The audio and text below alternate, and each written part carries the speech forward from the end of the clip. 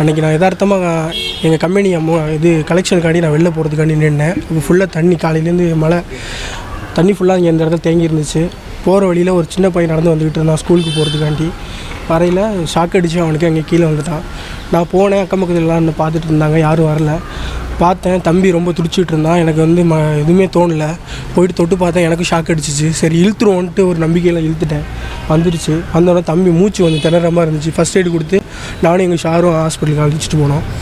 நீங்களே first aid என்ன பண்ணோம்? சும்மா நெஞ்சில் கை வச்சு அமுக்கி காலெல்லாம் தேய்ச்சி விட்டு நானும் எங்கள் ஷாரும் ஹாஸ்பிட்டலுக்கு அழைச்சிட்டு போனோம். அழைச்சிட்டு போய் சேர்த்து விட்டோம். நான் இங்கே ரொம்ப வருஷமாக வேலை பார்க்குறேன், 10 வருஷமாக வேலை பார்க்குறேன். நாங்கள் இருக்கிறப்பெல்லாம் எப்போயாவது இந்த தண்ணி எப்போவுமே தேங்கிக்கிட்டு தான் இருக்கும். எல்லாம் வந்து பார்ப்பாங்க, பார்த்துட்டு போயிடுவாங்க. அதுக்குண்டான சொல்யூஷன் யாரும் பண்ண மாட்டாங்க. மழை நீர் வந்து தேங்கும், ஆனால் வந்து அந்த நேரத்துக்கு மட்டும் டிராக்டரை வச்சு இழுத்துட்டு போயிடுவாங்க. அது வந்து ஒரு பியூரான சொல்யூஷன் எதுன்னு யாரும் பார்க்கல, எதுவும் பண்ணல. தயவு செஞ்சு அரசு இதுக்கு ஒரு நல்ல நடவடிக்கை எடுக்குமாறு தாய்மையோடு கேட்டுக்கொள்கிறேன்.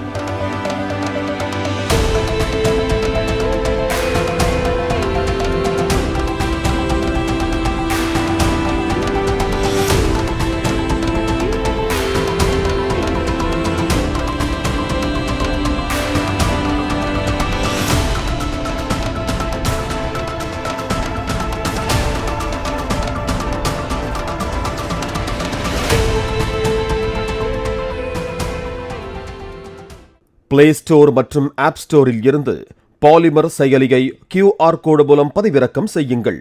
செய்திகளை உடனுக்குடன் பெறுங்கள்.